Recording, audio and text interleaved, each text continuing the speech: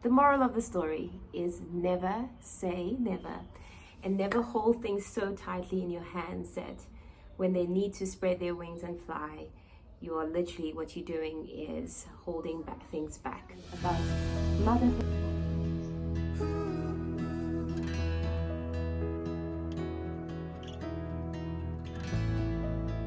The honest truth, I woke up one morning with all my curriculums and resources bought for the year. Two of my kids are in high school, and then one of them decides that they have been thinking about going back to school, and they announce it to my husband and I, much to our great surprise. But the reasons were such that we could not ignore them. So guess what? Just like that, I have a child who is not homeschooling anymore. What happens when things change?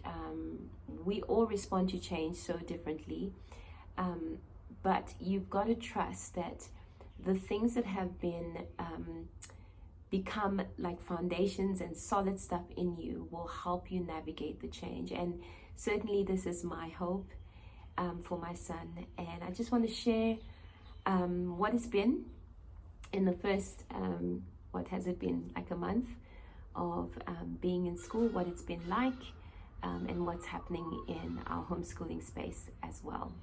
So let me start off by saying I was never, thank goodness, was never one of those people who were homeschooling because I had an issue with school. I homeschooled.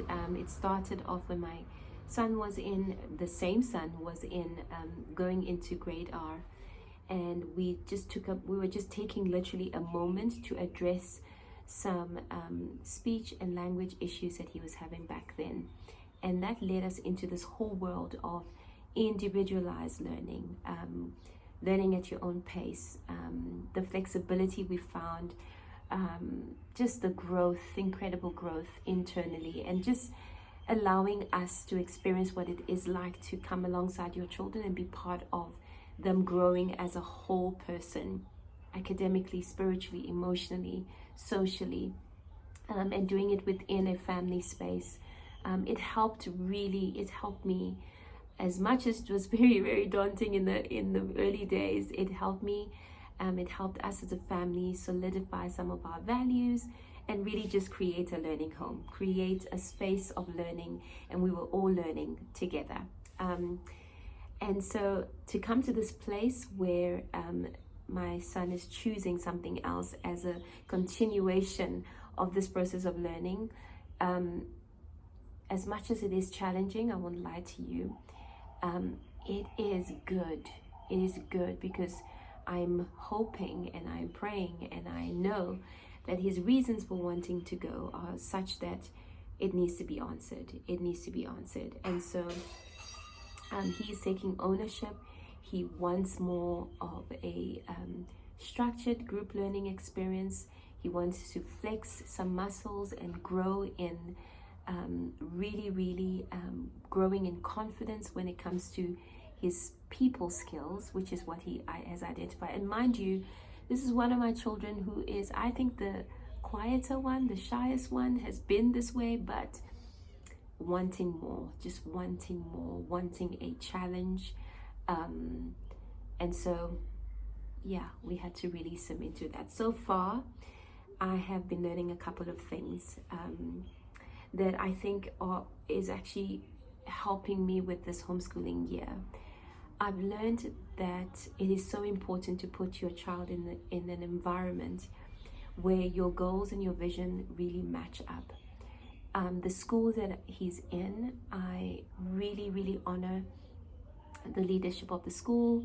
I think the teachers are so far just have demonstrated such a commitment to see your child grow. And so even when it comes to things that we're not used to, like the structure and the pace of things, we're taking it as a good thing. We're not taking it as a negative thing.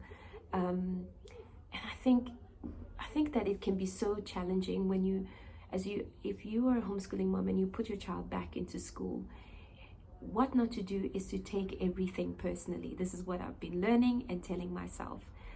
Do not take anything personally, because One thing that I learned very early in my homeschooling journey is that my children are not an extension of myself and a reflection of my success and my failures.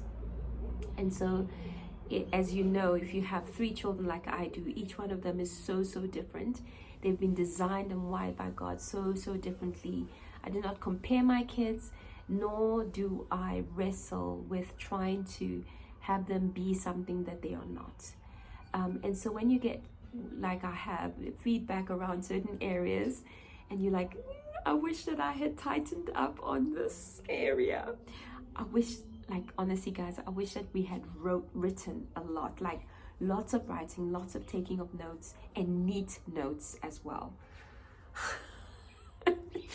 But we are working on it, and I think what's incredible is that my son, even with all of these new things in his way, he wants to be there. He loves being there, and he's motivated to want to make every experience a learning experience. It can be frustrating at times when you make mistakes and you miss things and you don't know how the whole system works, because I think to come in grade 10 is a good year to come in. It's better than grade 11.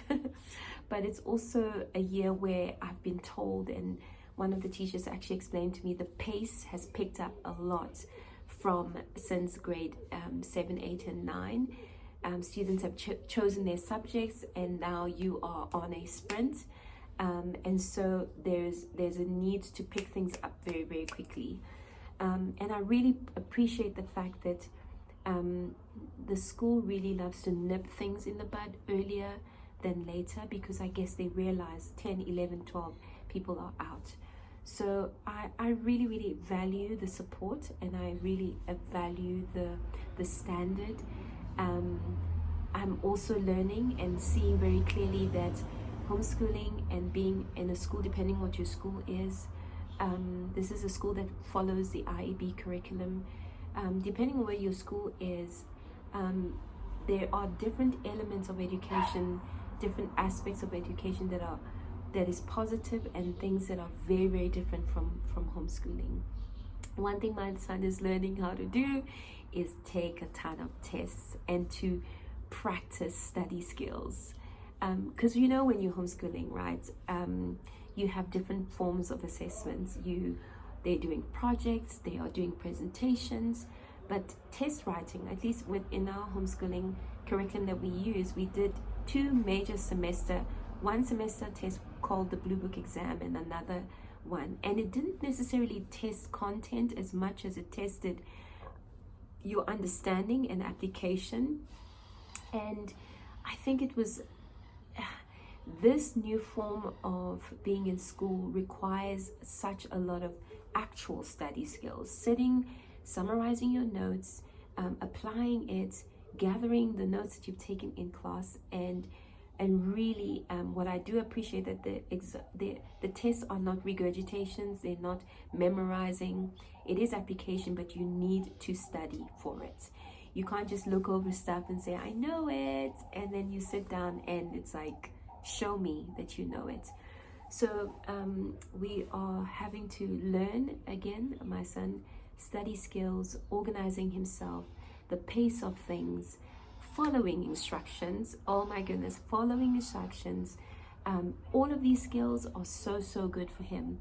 And I find myself then, it's impacting my homeschooling of my other 2 right now in this year. Even so, my youngest, who is like really hates writing, I'm encouraging more writing. I'm encouraging more stamina in focused work time instead of the thousands of many breaks. It's great, but I think that it serves them well to grow in the stamina to focus, obviously age appropriate, but those kind of things I'm learning and appreciating what I'm taking from school. Anyway, I just wanted to give you an update of the surprising turn of events in our learning life at home. I'm still honestly getting myself acclimatized to it.